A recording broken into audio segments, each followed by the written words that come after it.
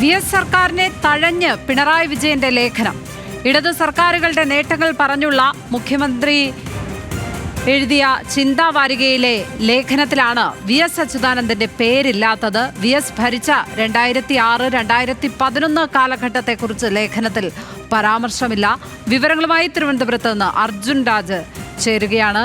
അർജുൻ, വിഭാഗീയത ഒഴിവായി എന്നൊക്കെ സംസ്ഥാന സമ്മേളനത്തിന് ശേഷം വിലയിരുത്തുമ്പോഴും മുഖ്യമന്ത്രി പിണറായി വിജയന്റെ മനസ്സിൽ നിന്ന് അത് മാഞ്ഞു പോകുന്നില്ല എന്ന് വേണം ഈ ഒഴിവാക്കലിനെ മനസ്സിലാക്കേണ്ടത് എന്ന് തോന്നുന്നു.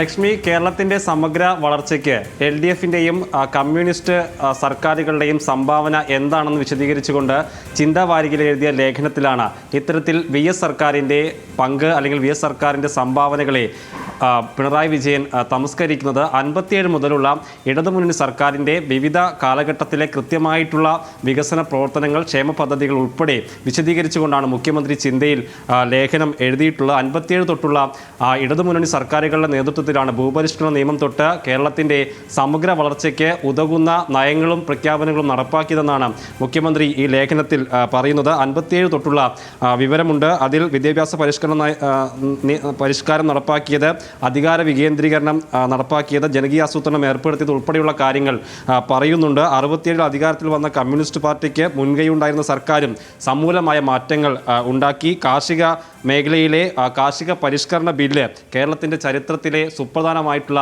ഏടായി മാറി. 80-ലെ ഇടതുപക്ഷ ജനാധിപത്യ മുന്നണി സർക്കാരിൻ്റെ കർഷക തൊഴിലാളി പെൻഷൻ, അത് രാജ്യത്ത് തന്നെ ആദ്യമായി സർക്കാർ ഏർപ്പെടുത്തുന്നതാണ് എന്ന് ഇതിൽ പ്രശംസിക്കുന്നുണ്ട്. അങ്ങനെ നിത്യോപയോഗ സാധനങ്ങളുടെ വില നിയന്ത്രിക്കാൻ ഉതകും വിധം കമ്പോളങ്ങളിൽ സർക്കാരിൻ്റെ ഇടപെടൽ നടത്താൻ അന്നത്തെ ഇടതുമുന്നണി സർക്കാരിന് കഴിഞ്ഞു എന്ന് പറയുന്നുണ്ട്. 96-ലെ ഇടതുപക്ഷ ജനാധിപത്യ മുന്നണി സർക്കാർ അന്ന് വലതുപക്ഷ രാഷ്ട്രീയം ജനാധിപത്യത്തെ മുതലാളിത്തത്തിന് തീരെഴുതിയ ആ കാലത്ത് ജനാധിപത്യ ശക്തിക്ക് അധികാര വികേന്ദ്രീകരണത്തിൻ്റെതായ ബദൽ സർക്കാർ നടപ്പാക്കി അന്നത്തെ സർക്കാർ എന്നാണ് പറയുന്നത്. പിന്നീട് ഈ 96-ലെ ഇടതുമുന്നണി സർക്കാരിൻ്റെ കാര്യം പറഞ്ഞതിന് ശേഷം പിന്നീട് 2006 മുതൽ 2011 വരെയുള്ള വി.എസ്. സർക്കാരിൻ്റെ നേട്ടങ്ങൾ ഇക്കാര്യത്തിൽ എടുത്തു പറയുന്നില്ല.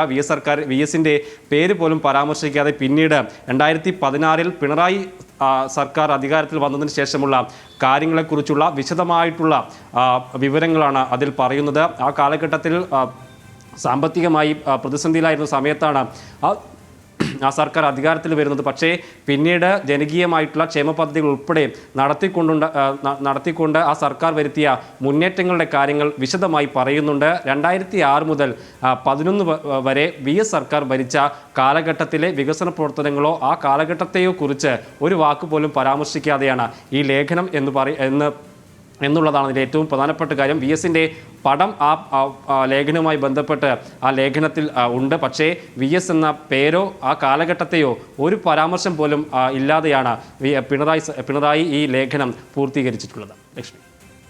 അർജുൻ രാജാണ് തിരുവനന്തപുരത്ത് നിന്നും വിവരങ്ങൾ പങ്കുവച്ചത്.